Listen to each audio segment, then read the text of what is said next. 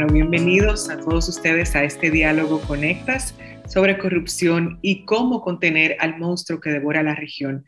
Con ustedes, Indira Suero. Vemos que hay diversos casos de corrupción que han estado en las agendas informativas en las Américas y luego de que pasan los escándalos, pocos cambios se toman en cuenta para combatir este problema. Es por eso que en este diálogo Conectas vamos a hablar sobre los desafíos que tiene la región en la lucha contra este monstruo que acaba principalmente con las arcas públicas.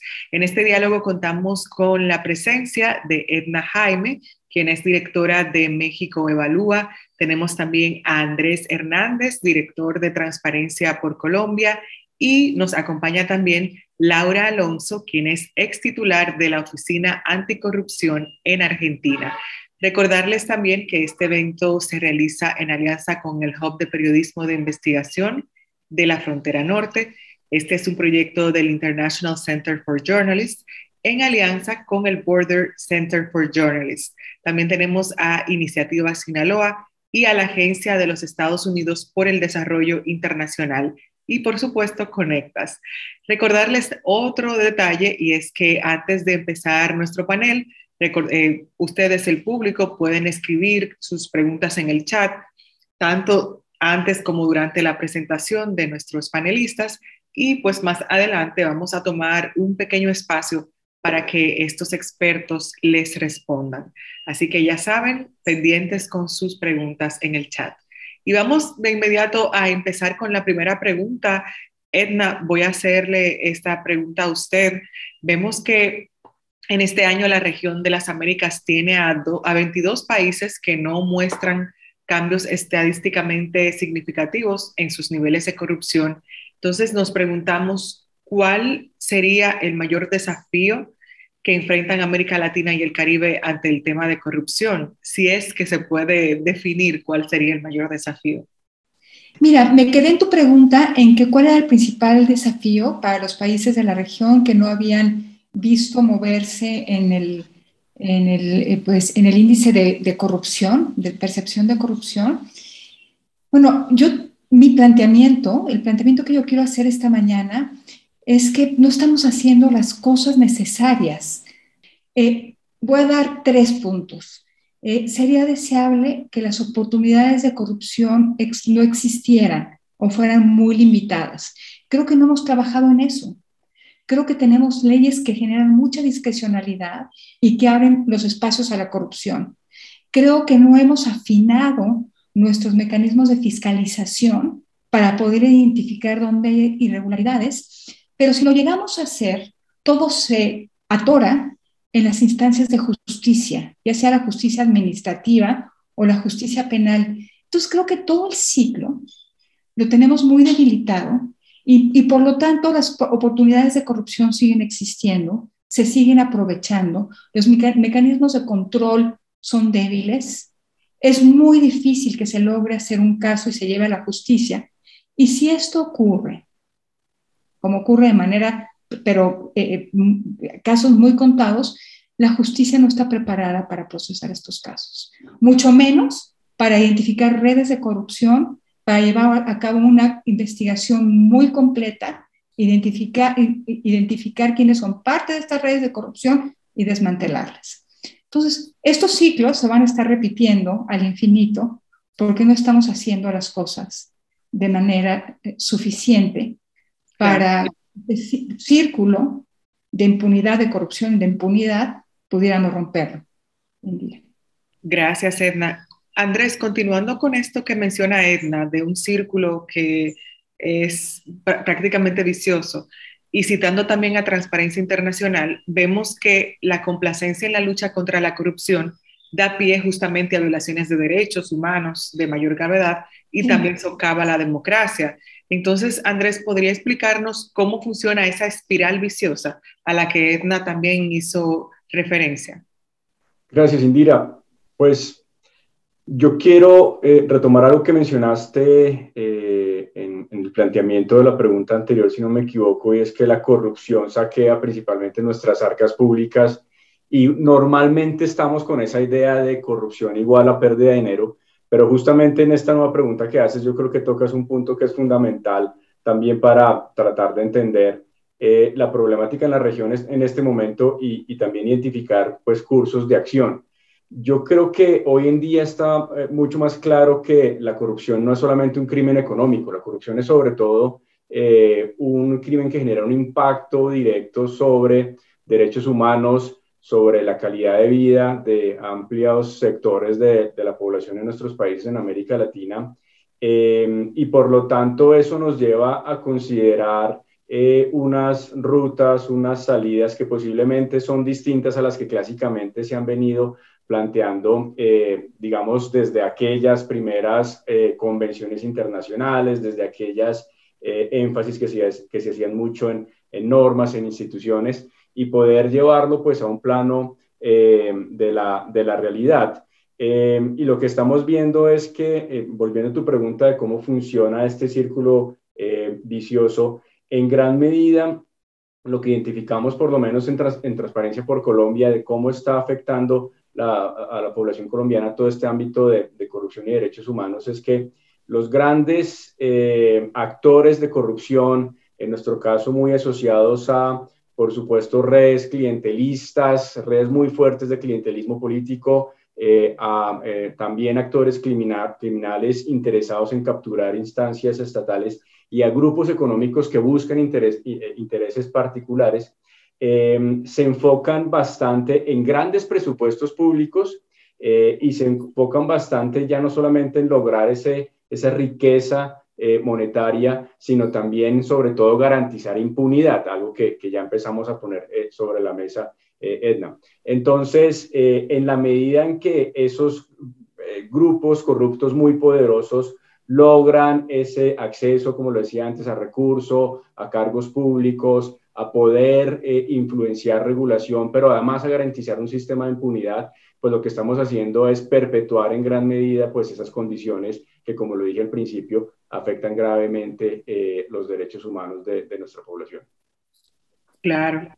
Laura, también continuando por la vía que dice Andrés, en cuanto a estas condiciones que afectan a nuestros países debido también a la corrupción, vemos, por ejemplo, que Delia Ferreira, directora de Transparencia Internacional, decía que los modelos autoritarios destruyen los controles y contrapesos independientes y hacen que tomar acción contra la corrupción dependa de los caprichos de una élite. Esto lo podríamos también concatenar a la respuesta de Edna.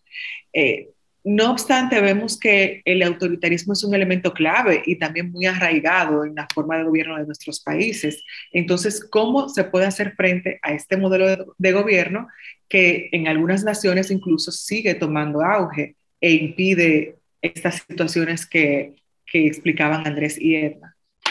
Por supuesto que todos nosotros elegimos como mejor forma de gobierno a la democracia liberal, pero tampoco somos ignorantes respecto de cuál es la situación que hoy vive no solo la región, sino el mundo, ¿no? Hay un choque entre autocracias y democracias liberales y esto va asfixiando, y ustedes son una organización de periodistas que trabajan con periodistas, y va asfixiando también el círculo de la libertad de expresión, la libertad de prensa. Y yo creo que una manera quizás de trabajar la cuestión de la corrupción es volver o repensar y trabajar en mejorar las capacidades del Estado, porque finalmente los estados como orden político, pero también como maquinaria administrativa, deben y están obligados a producir determinados resultados, ¿no? Entonces, como decía Andrés, en algún momento, hace algunos años, había como una fuerte concentración en la aprobación de determinadas leyes, pero que también nos dimos cuenta a medida que los países íbamos avanzando en la aprobación de esas leyes que no era suficiente, y aparecen nuevas amenazas ya sobre el régimen político democrático y cómo trabajar, por ejemplo, en autocracias o en gobiernos o en regímenes políticos que van cerrándose cada vez más el espacio de libertad.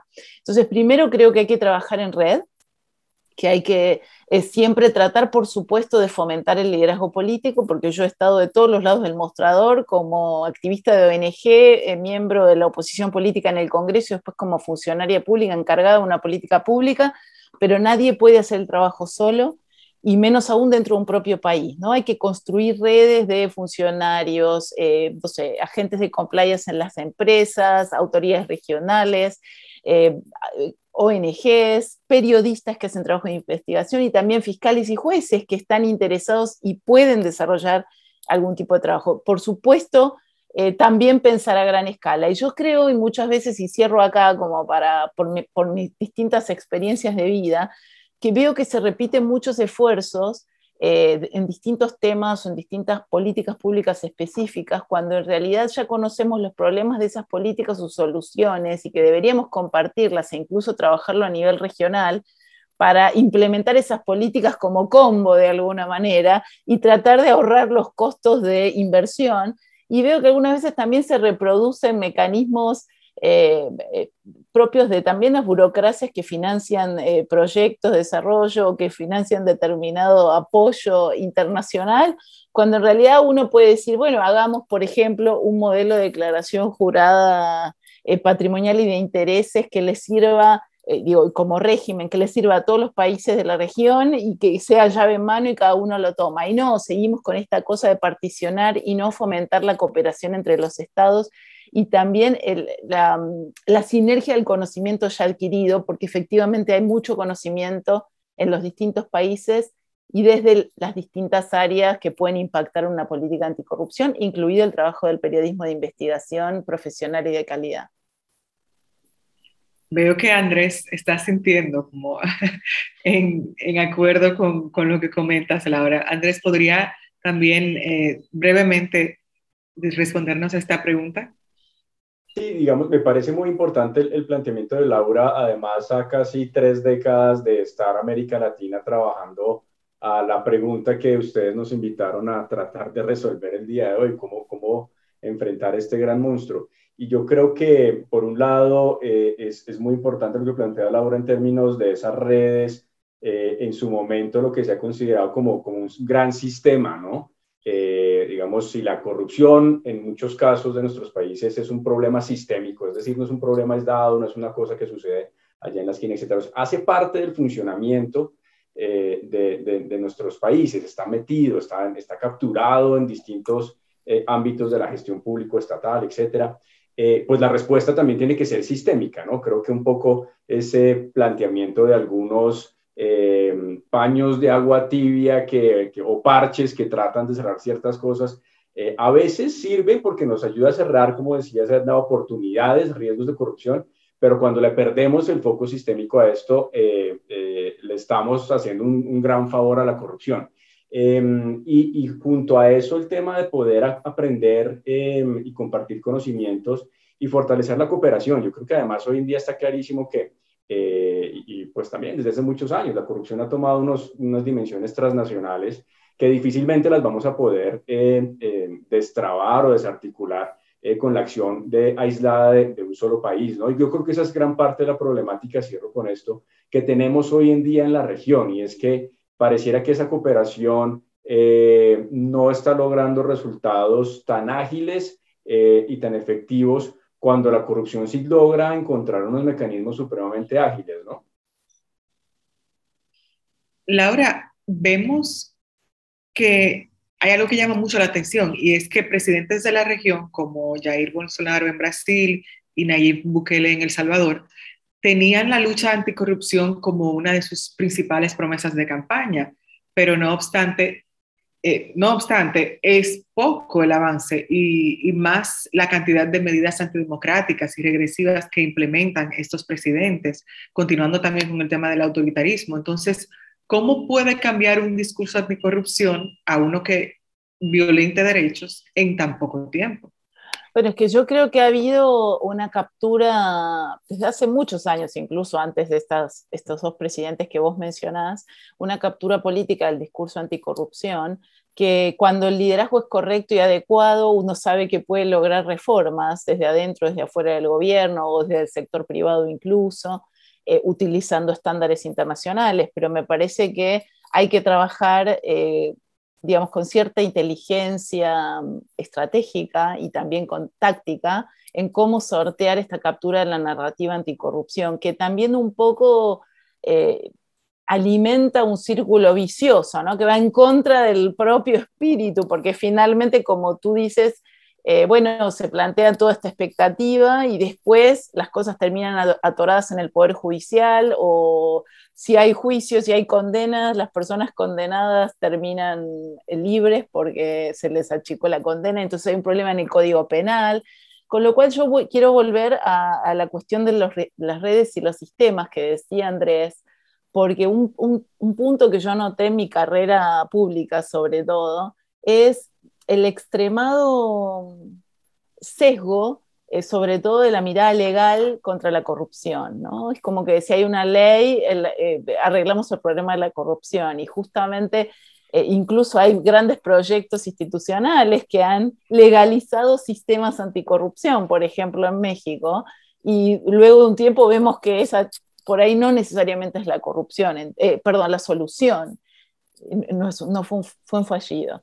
Y entonces creo que también hay que pensar, más allá de que las islitas sirven, por ahí un poco hablaba de las islitas el amigo Andrés, creo que si uno puede encontrar políticas específicas que muestran un avance y un cambio, también desahoga un poco el agobio de la ciudadanía frente a tanto información negativa sobre la corrupción.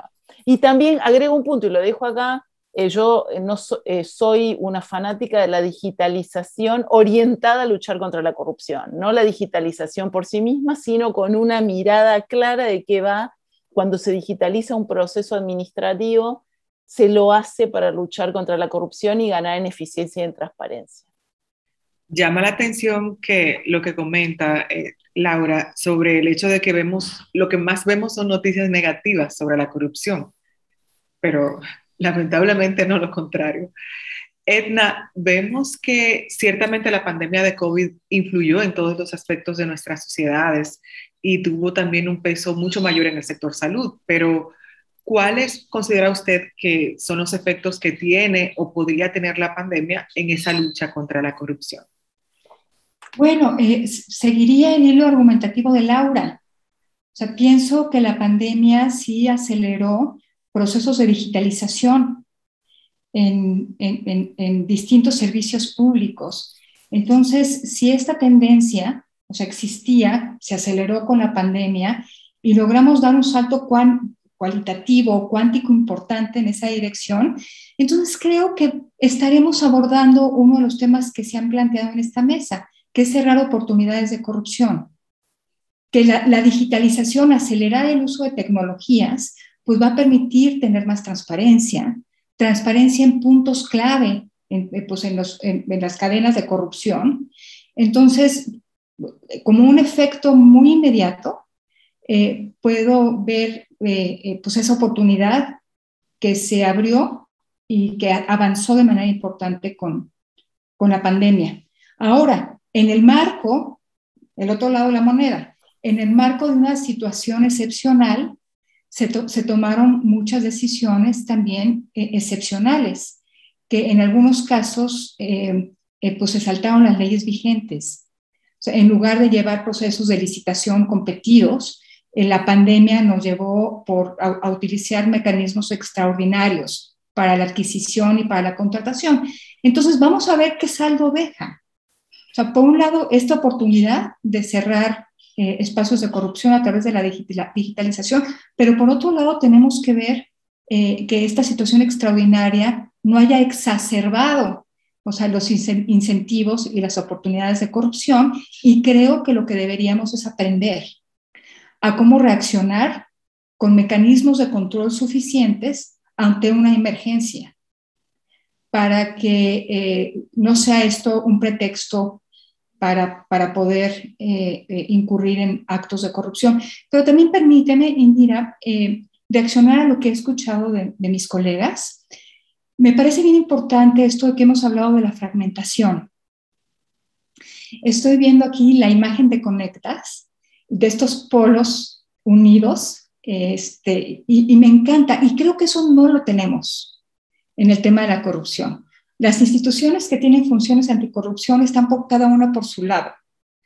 No hay mecanismo, no hay vasos comunicantes entre ellos, entre los propios colegas. entre los propios sistemas de información, como ya lo decían, lo decía Laura, ¿no? No tenemos, ponía como ejemplo las declaraciones patrimoniales. Si lográramos trabajar en redes, empezando por las instituciones, porque también lo recupero de lo que dijo Andrés, si lográramos que las instituciones que tienen alguna función anticorrupción estuvieran conectadas, trabajaran en redes, en sistema, la palabra que utilizó fue sistema, si pudiéramos lograr estas articulaciones y abandonar la fragmentación, creo que incrementaríamos nuestra capacidad de ser más eficaces en la lucha contra la corrupción. Ciertamente, Edna, pensamos en lo mismo, porque cuando hablaban los colegas anteriormente sobre esa fragmentación, pensé en Conectas también, porque conecta a diferentes periodistas en diferentes países, pero es importante saber que eso hace falta también en el tema de las personas que trabajan con este tema de corrupción y esas organizaciones por igual. Sería muy interesante. Vamos a hacer una breve pausa para las preguntas del público. Tenemos aquí algunas preguntas. Vamos con esta que nos envía Joel Enrique Sánchez. Joel se pregunta, vamos a ver cómo la formuló. Él pregunta como que si hay algún tipo de regulación o ley a nivel regional para contrarrestar la corrupción o que si puede nacer alguna con el regionalismo en marcha. Andrés, no sé si quisiera, por favor, explicarnos si hay algún tipo de ley que ayude contra la corrupción a nivel regional. Leyes nos sobran. Y no lo digo de manera negativa. De hecho, me parece muy importante siempre insistir que la lucha contra la corrupción hay que hacerla desde el Estado de Derecho, o sea, no, hay que hacerla desde el respeto a la norma y a los principios democráticos que hablamos hace un rato. Y por eso creo que en gran medida lo que estamos viviendo en este momento, en un contexto evidentemente global, pero también de afectación para América Latina, derivada de pandemia, son dos grandes obstáculos para enfrentar esta corrupción, que son autoritarismo y unas narrativas supremamente fuertes, agresivas, muy pesimistas, pero además politizadas, como lo hablábamos hace un momento. Pero volviendo a la pregunta, yo creo que en América Latina, y esto lo acabamos de volver a revisar en un seguimiento que hicimos en varios países de la región, en el Observatorio Ciudadano de Corrupción, respecto al cumplimiento de los países del hemisferio del acuerdo, del compromiso de Lima que se hizo en la Cumbre de las Américas en 2018, que recordemos fue sobre justamente lucha contra la corrupción, 57 puntos de una nueva declaración política de jefes de Estado y Gobierno, que se suma a Convención Interamericana del 96, a Convención de Naciones Unidas del 2003, que se suma a compromisos que tenemos varios países en el marco de varios acuerdos o instancias internacionales. Entonces yo creo que en gran medida la conclusión a la cual llegábamos en el observatorio es que tenemos leyes, en muchos casos buenas leyes, pero el gran problema es la gran brecha en la implementación. Entonces, cuando sacábamos un diagnóstico de normas, era relativamente bueno la calificación. Cuando mirábamos eso frente a la brecha de implementación, el vacío es muy grande. Entonces, yo creo que también aquí se trata de ponerle mucha más voluntad a implementar en gran medida lo que tenemos. Yo creo que va a ser muy difícil llegar a la ley perfecta, además creo que esa no es la solución, que nos diga qué es lo que el Estado, qué es la sociedad, el sector privado tiene que hacer para enfrentar la corrupción. Yo creo que también se trata de un problema de voluntad política, volvemos a las recetas también clásicas, hay que ponerle voluntad política a la implementación de todos esos marcos normativos, a llevar esto a resultados mucho más efectivos, a lograr esa cooperación de la cual hablábamos. Y bueno, por supuesto hay que cerrar todavía ciertas brechas, volvemos a hablar de las oportunidades, a través de normas, pero no quedarnos con la idea de que las normas nos van a acabar con el problema. Yo creo que, como decías tal vez Laura, hemos tenido tal vez, por lo menos en Colombia en estos últimos 4 años, corrupción, una nueva norma. Por ahí no es la cuestión en este momento. ¿Puedo agregar algo a lo que dice? Claro, Porque tenemos claro. una experiencia compartida y yo como funcionaria, ex funcionaria pública, también como representante en la OEA, en el G20 y en la OECD por la Argentina.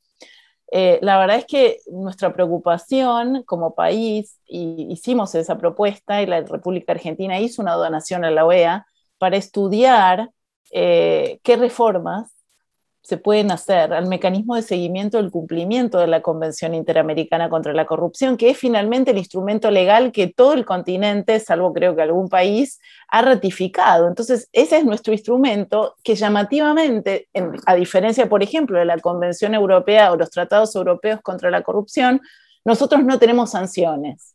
Entonces tenemos un mecanismo de seguimiento donde los países respondemos todos unos cuestionarios larguísimos, algunas organizaciones de la sociedad civil hacen también un informe sombra, y es un montón de papel y es un montón de palabrerío, y en realidad no hay sanciones. O sea, si un país incumple lo que dijo que iba a cumplir, nadie lo sanciona. Europa tiene un mecanismo de seguimiento durísimo, que es a través de Greco, donde hay sanciones económicas, hay sanciones, digamos, llamadas de atención, y la verdad que este me parece que es el debate que le estamos esquivando hace muchos años, pero creo que debería acelerar si nosotros intentamos, al menos mientras yo estuve en el gobierno, porque cuando uno está en el gobierno, aunque parezca muy difícil la tarea, también puede mover la agenda desde otro lugar, que la OEA empezara a discutir como mínimo, no las sanciones, porque también hay todo un debate alrededor de las sanciones, aunque en comparación yo creo que de algo sirve, pero por lo menos que empezáramos a revisar el mecanismo, cómo estamos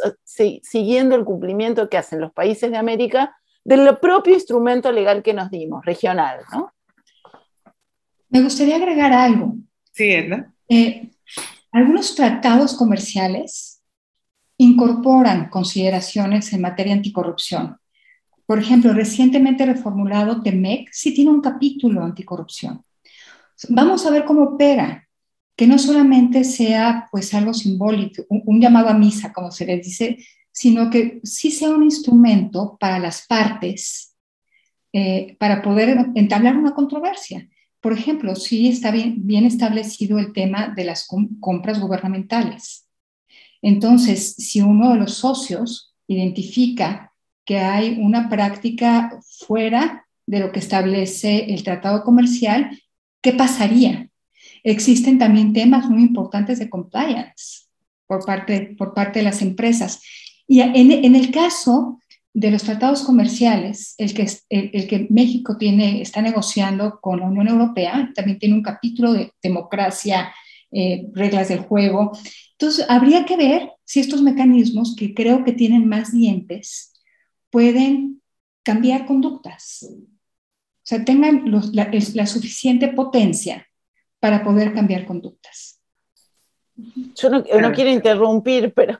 Brevemente, Laura, para poder... Sí, el tema que acaba de plantear Edna y que venimos conversando, el sector privado en el mundo, occidental particularmente, pero también en otros países, en otra región del mundo, las compañías cada vez tienen más responsabilidades en materia de anticorrupción, ambiental, de derechos humanos, de equidad, y esta es una oportunidad porque ellas también, estas compañías, tienen responsabilidad respecto de quiénes son sus proveedores y su cadena de valor. Entonces multiplican muchísimo la información, la capacitación y las buenas prácticas. Entonces también es una oportunidad de articulación importante, y me alegro que Edna haya traído este punto, pues yo agrego otro y termino acá.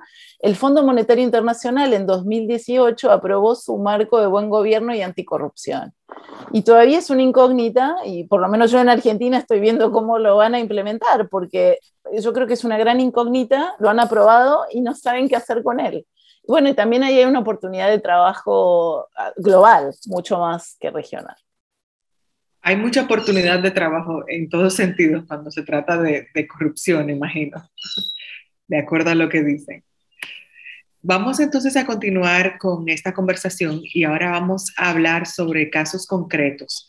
Andrés, esta pregunta es para usted. Vemos que en todo el mundo los niveles de corrupción permanecieron estancados durante 2021, pero de acuerdo con el índice de percepción de la corrupción de Transparencia Internacional, particularmente en Colombia, vemos que la falta de avances significativos en esta materia pues se prolonga ya por 10 años.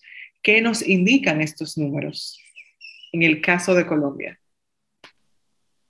Pues este estancamiento que se muestra en este indicador particular, quiero arrancar tal vez por ahí, también lo vemos en otros indicadores, o sea, no es solamente un tema de percepción, sino también es un tema o de un instrumento particular, sino que de alguna manera lo que vemos es una casi que línea estancada en algo que decía Sedna, el efecto de todos los esfuerzos anticorrupción. Pareciera que no se están viendo lo suficiente y por lo tanto, pues no solamente la percepción internacional, que es lo que mide el índice de percepción de corrupción, sino también la experiencia de corrupción a nivel nacional y la percepción a nivel nacional muestran unos datos bastante preocupantes. Entonces, lo primero es que yo creo que claramente se plantea que lo que se ha hecho hasta el momento no es suficiente, a pesar de que en efecto es importante todo el marco normativo, el marco institucional.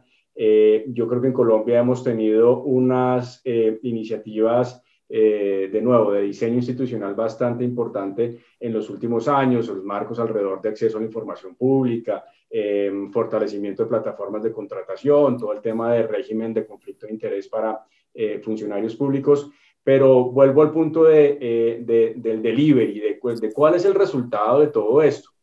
La gente pareciera que no lo está viendo y aún más, algo que venimos insistiendo con mucha fuerza,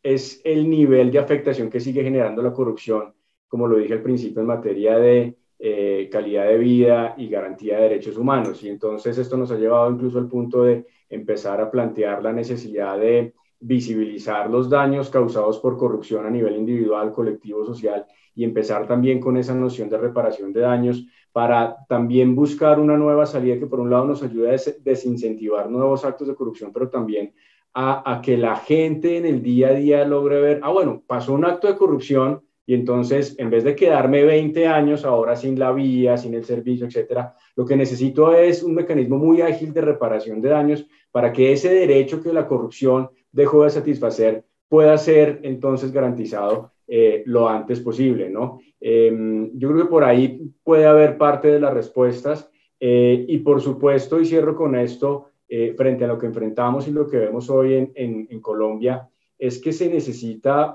recuperar esa confianza de la ciudadanía en la institucionalidad. Y esto pasa por un liderazgo público muy fuerte en términos de ética e integridad, que se ve constantemente puesto en cuestión por decisiones que no van en coherencia con ese clásico discurso de cero tolerancia contra la corrupción desde el ámbito público, estatal y político. Gracias, Andrés. Edna, continuando con este tema, vemos que esto que pasa en Colombia no es único en la región. Por ejemplo, tenemos que con un puntaje de 31, México no ha logrado aumentar este índice de percepción de la corrupción de transparencia. A pesar de esta fuerte retórica anticorrupción que tiene el presidente de México, vemos que los principales casos de corrupción en el país han quedado impunes. ¿Podría explicarnos usted qué pasa en su país?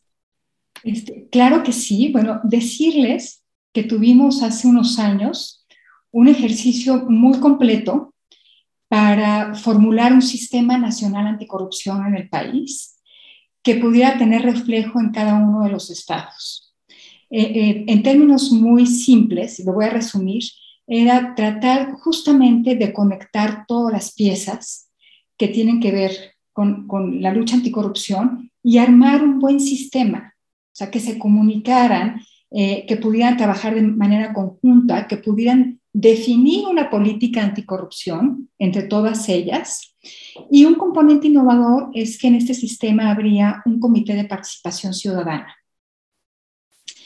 Este entramado, ¿qué implicó? Pues implicó cambiar la Constitución, implicó darle a cada una de las instancias anticorrupción nuevas facultades. El órgano superior de fiscalización realmente se hizo más potente. Cada uno de la Secretaría de la Función Pública, se creó un sistema nacional de fiscalización. Lo que decía Andrés, la verdad hicimos un montón de temas en el ámbito de las leyes y estábamos esperando implementarlo. En esto llegó el nuevo presidente Andrés Manuel López Obrador, y la verdad es que pensábamos que los astros se podrían alinear. O sea, reformas institucionales importantes, por lo menos a nivel legal, que tenían todavía que implementarse, y un discurso y un liderazgo que estábamos esperando para el combate a la corrupción. La realidad es que el presidente tiene una narrativa muy fuerte y muy convincente respecto a la corrupción, pero no tiene convicción respecto a que necesita las instituciones para hacerlo. El presidente lo dice, que lo que se necesita son políticos honestos. No sostiene que se necesita un sistema habilitado para identificar actos de corrupción, para sancionarlos, para lograr reparación. Entonces, en ese divorcio conceptual, se nos está yendo una gran oportunidad, porque todo el entramado institucional que estaba apenas puesto a nivel de leyes requería un enorme liderazgo para aterrizarse. Las instituciones anticorrupción, como las veo yo, es completamente intimidadas. Se echaron para atrás. El presidente es un presidente muy popular, que la señala y que les dice que no sirven para nada, que se gastan en los recursos de los mexicanos. Entonces, este divorcio entre yo solo puedo y una reforma anticorrupción, un sistema anticorrupción en ciernes, pues nos está dejando igual que siempre,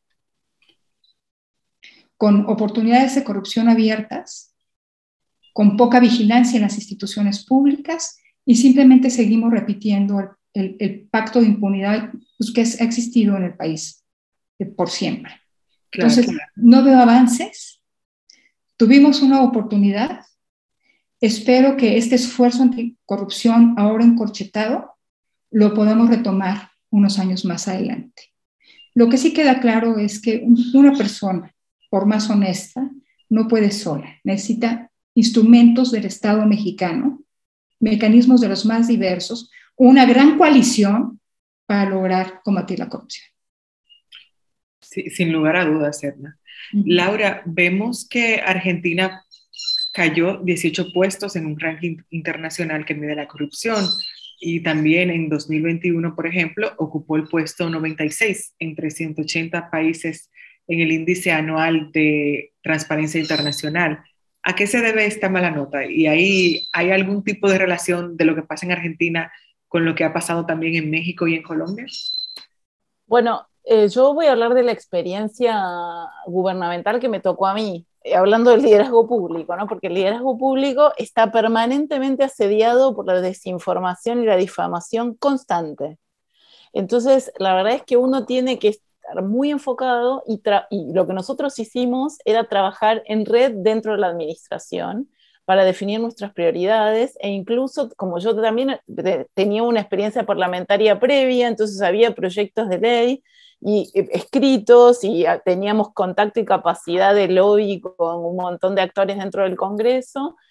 La verdad es que en los primeros 2 años toda la administración, o los actores que identificamos dentro de la administración, pudimos atacar el asunto y lograr la sanción de leyes clave que estaban tipo suspendidas o que nunca se debatían en la Argentina por 15 o 20 años.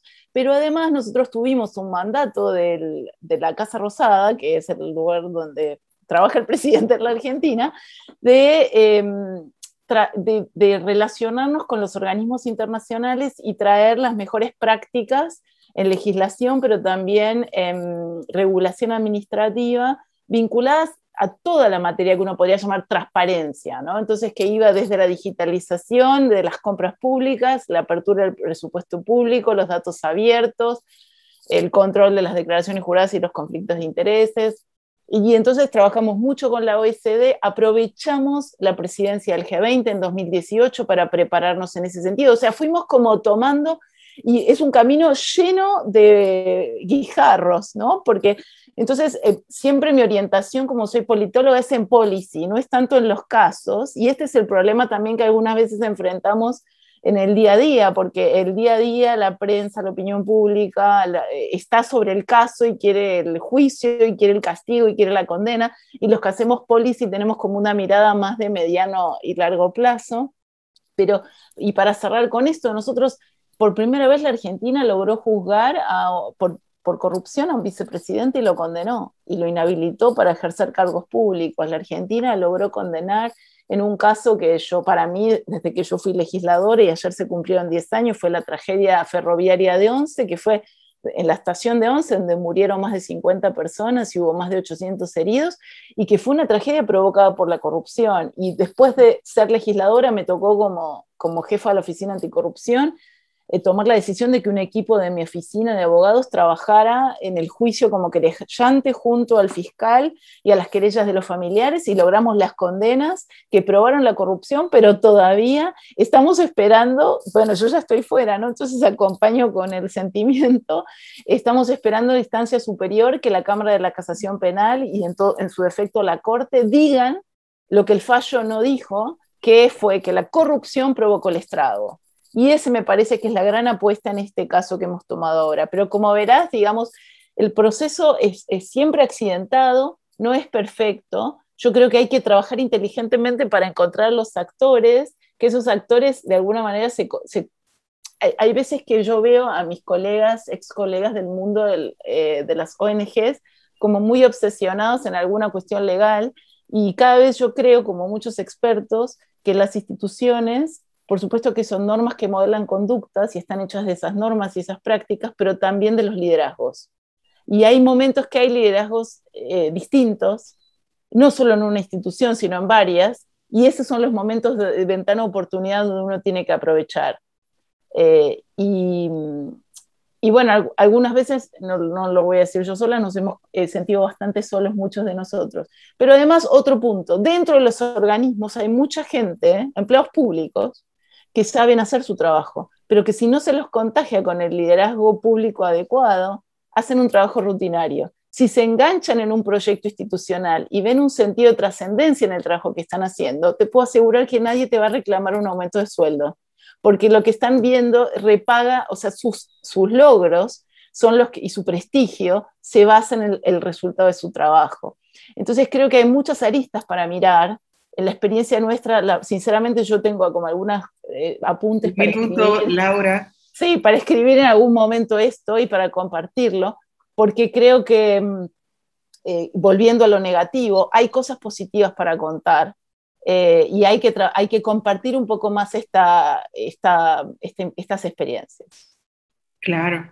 Edna, continuando con el tema de estos casos, pero ya en un nivel más amplio, vemos que hay países que anteriormente ocupaban buenos puestos en cuanto a la percepción y lucha contra la corrupción, pero que ahora muestran signos de declive. Por ejemplo, Chile, Estados Unidos, Canadá.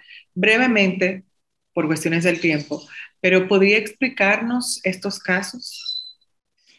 Mira, no conozco a profundo, no te podría dar una respuesta muy fundamentada, no conozco cuáles fueron los hilos o las variables que afectaron estos resultados.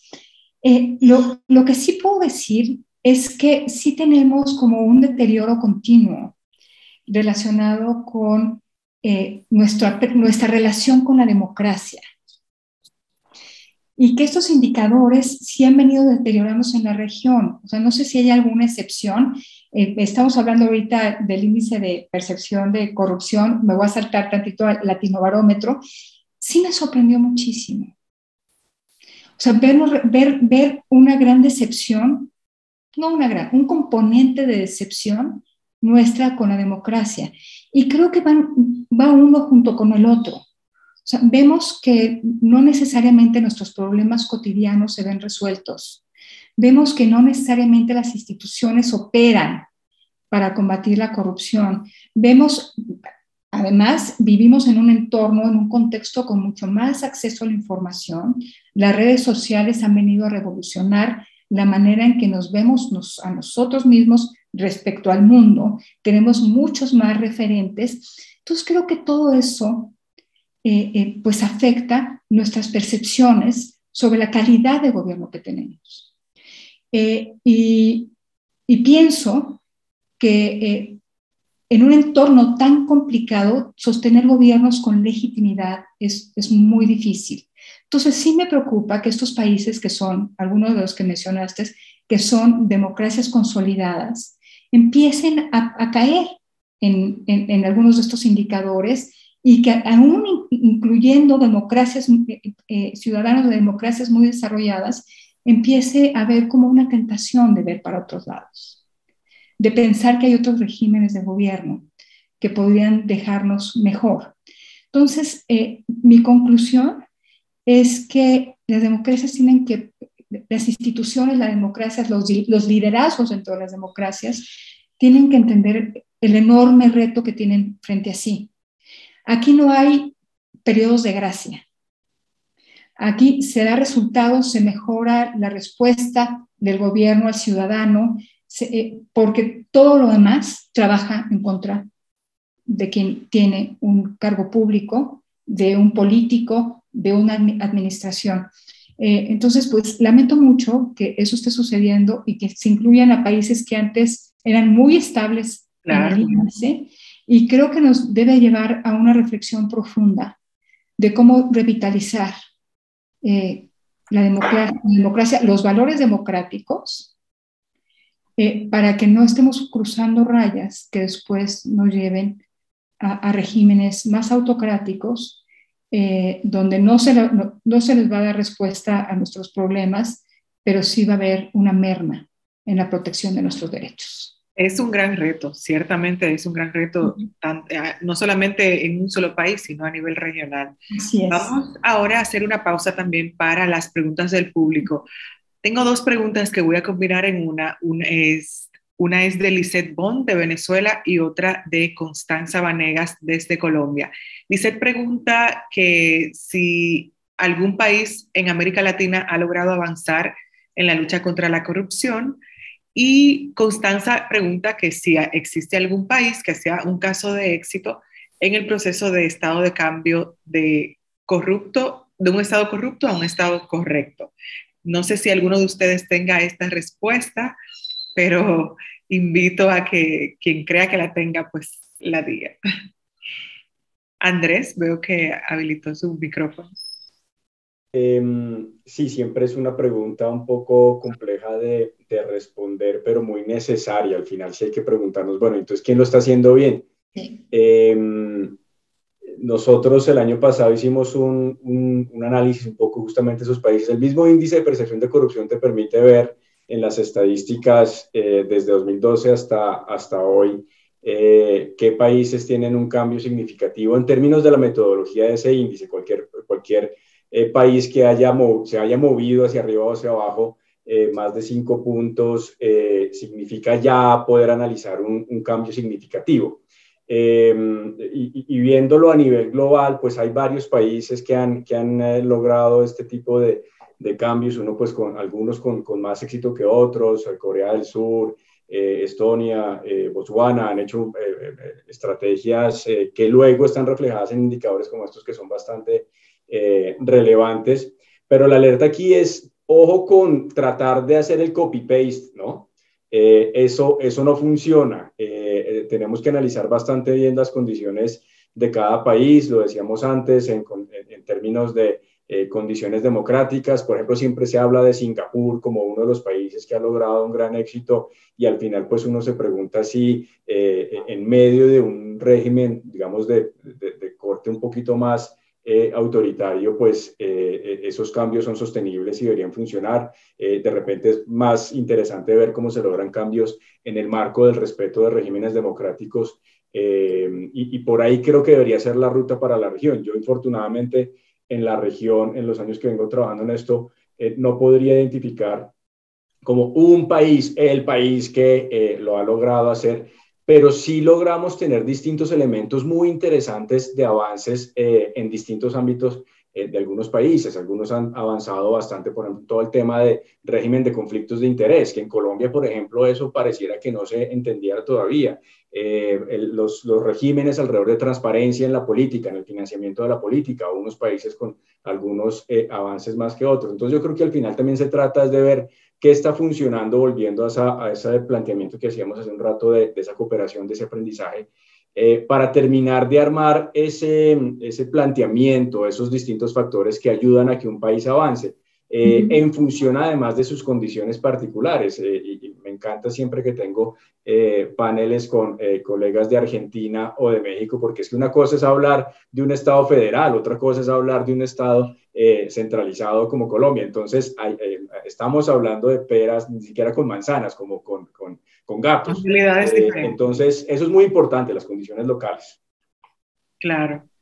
Vamos a continuar con esta conversación. Ya entramos en el último tramo de este encuentro. Y continúo con usted, Andrés. Justamente vemos que, según el informe sobre índice de percepción de la corrupción, tenemos los casos de Honduras, Guatemala y Venezuela, que han experimentado una caída muy significativa en los últimos 10 años. ¿Se podría explicar algún fenómeno a nivel general en estas naciones, de lo que pasa en esas naciones?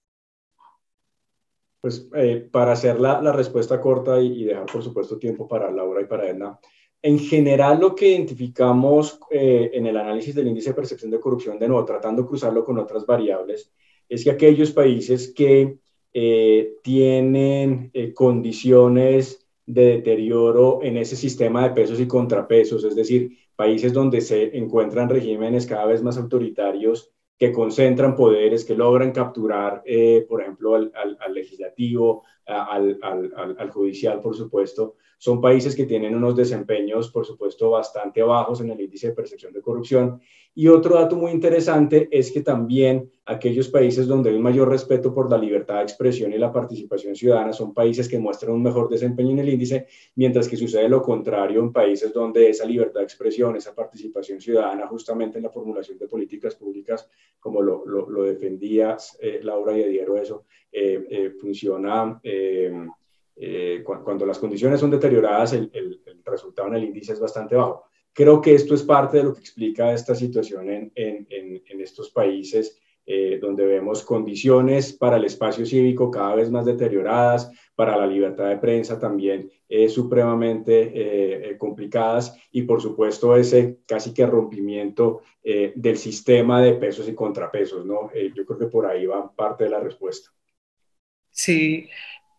Continuando con esa línea, Edna, me gustaría que habláramos también sobre cuáles mecanismos son necesarios para enfrentar la corrupción. Por ejemplo, vemos que la transparencia guarda una relación muy estrecha con la rendición de cuentas, que históricamente los gobiernos de nuestros países no se han caracterizado por eso, y especialmente en gobiernos más autoritarios, mucho menos. Entonces, ¿considera usted que hay algunos avances en el sistema de rendición de cuentas de la región? Voy a hablar de México. Pienso que sí dimos pasos muy importantes en los años anteriores para fortalecer el sistema de rendición de cuentas. O sea, fue una agenda que se hizo importante. Quizá en un periodo de gobierno muy corrupto, pero la agenda se hizo importante, y se hizo importante además porque había mucho trabajo teórico elaborado, llegamos a algunos consensos, por decirlo de alguna manera, intelectuales de cómo debería fortalecerse la rendición de cuentas. Hizo una red muy grande de organizaciones, académicos. Todo esto derivó primero en una reforma a la ley de transparencia, una ley nacional de transparencia, una reforma constitucional, y después se hizo una ley general aplicable a todos los estados, que quedó muy bien. Por supuesto que tomará tiempo su implementación. Después de eso se construyó el Sistema Nacional Anticorrupción, se le dieron nuevas facultades a la Auditoría Superior de la Federación, se modificó el Código Penal, la Ley de Responsabilidades. Entonces, decir que en materia de ingredientes, o de componentes, los tenemos. Que no sería difícil habilitarlos para que nos den resultados. Hay instituciones que tienen que construir capacidades casi de cero. Me refiero a las fiscalías, por ejemplo. Pero el avance que tenemos en el plano normativo y en la existencia de algunas instituciones, pues no tiene parangón. O sea, hemos avanzado, no hay duda. El tema es que aún y con esto, en el país se están debilitando los contrapesos. Entonces, parecería una paradoja. Nunca habíamos llegado tan lejos en una agenda de rendición de cuentas y en la construcción de instituciones de rendición de cuentas, pero también ahora hay un esfuerzo deliberado por debilitar estos mecanismos de rendición de cuentas y los contrapesos al poder. Entonces, por eso yo decía que vamos a tener que encorchetar el sistema de rendición de cuentas y la propia agenda, esperando que con el cambio de gobierno se pueda reasumir y que tengamos un liderazgo con el que podamos empujar otra vez esta agenda. Lo que vemos ahora es un presidente que sí está atentando contra instituciones autónomas, contra inclusive poder judicial. Es un poder que no le gusta tener controles ni contrapesos. Si la libramos, creo que habrá chance de volver a hablar de esta agenda que avanzamos bastante en los últimos años. Laura, continuando también con esta respuesta que nos da Edna sobre el tema de la rendición de cuentas y transparencia, usted fue miembro del Congreso de Argentina y promovió la Ley de Acceso a la Información Pública, incluyendo una sección de gobierno abierto y de datos abiertos. Entonces, ¿qué tan importante es la transparencia y el acceso a datos en la lucha contra la corrupción? Bueno, yo quiero volver porque me parece que tanto lo que han dicho Andrés como Edna cierra perfectamente. Enganchar la agenda de la protección y el fortalecimiento y la ampliación de la democracia liberal, o sea, enganchar la agenda anticorrupción, la agenda de la transparencia ahí, hoy es vital. Y por eso en unos meses vamos a ver la segunda parte, creo, de la conferencia por la democracia, la cumbre por la democracia que ha organizado Estados Unidos, donde la anticorrupción ya además aparece como un problema para Estados Unidos de seguridad nacional. También lo es para nuestros países.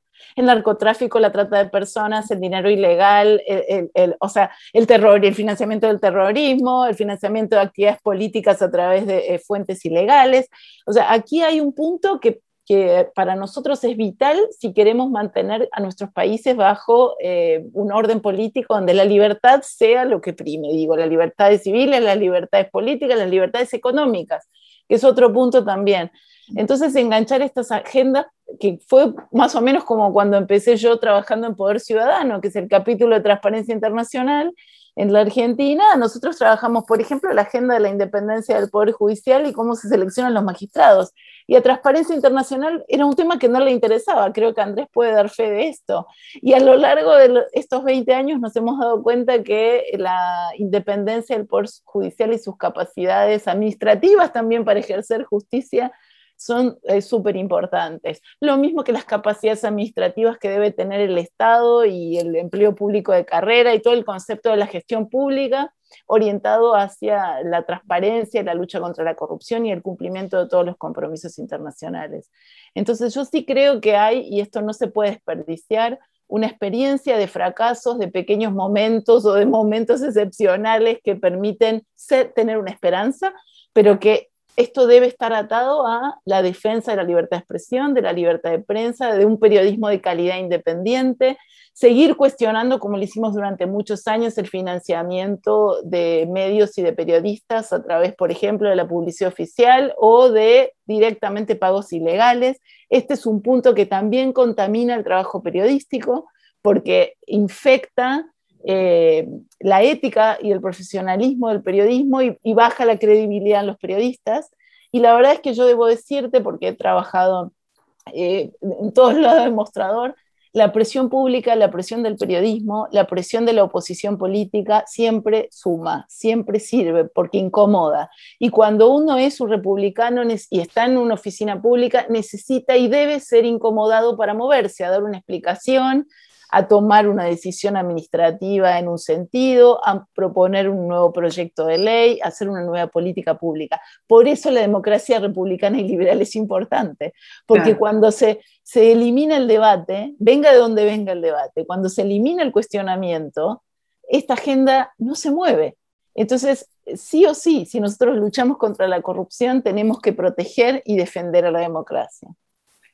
Andrés, con esto que dice Laura sobre que se mantenga este debate y que se cuestione, y también a los periodistas, vemos que este debate justamente de corrupción permanece en los medios de comunicación, pero no se queda a largo plazo. Entonces, ¿cómo se puede mantener viva esta conversación? Un mensaje muy, muy concreto es trabajo en alianzas.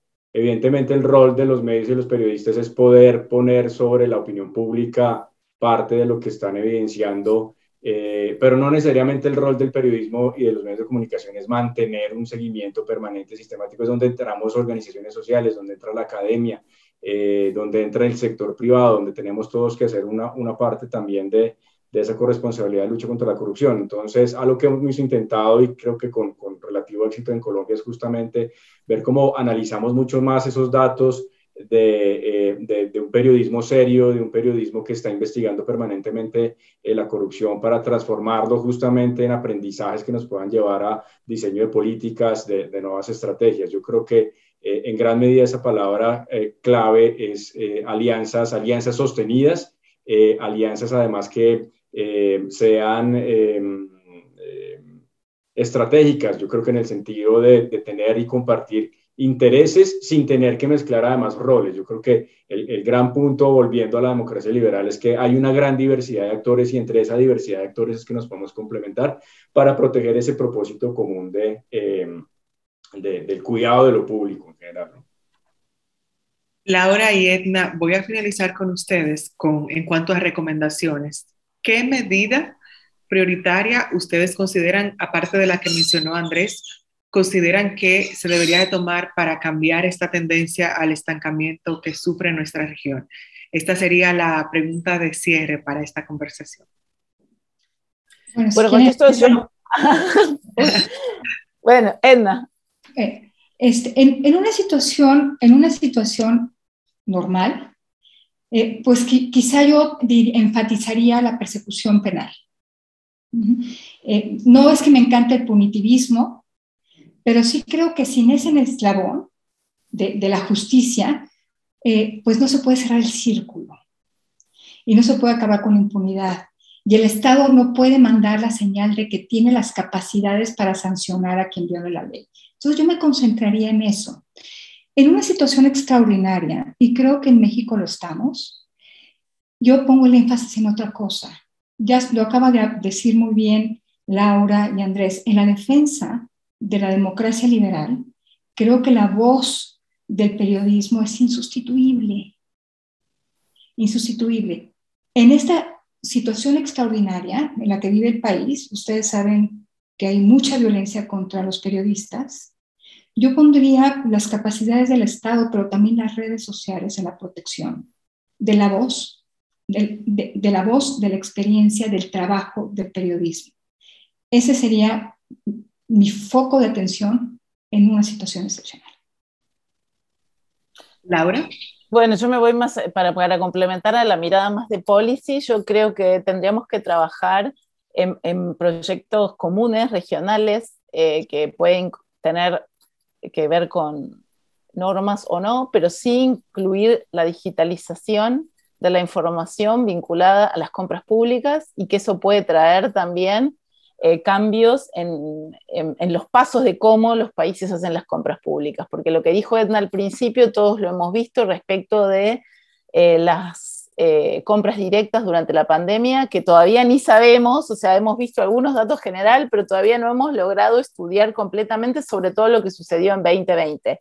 Lo mismo referido a la distribución de una cantidad de dineros públicos en subsidios para pagar salarios, para, bueno, una cantidad de estas cosas que tampoco todavía hemos logrado ver. Entonces, de nuevo, enfocarnos en datos públicos, en procesos de digitalización, en, a ver, las máquinas, la inteligencia artificial, hacen lo que los humanos le pedimos. Si nosotros le pedimos a esas máquinas que nos devuelvan transparencia, que nos devuelvan información, que nos permita a nosotros entender mejor lo que sucede, esas máquinas van a trabajar para nosotros.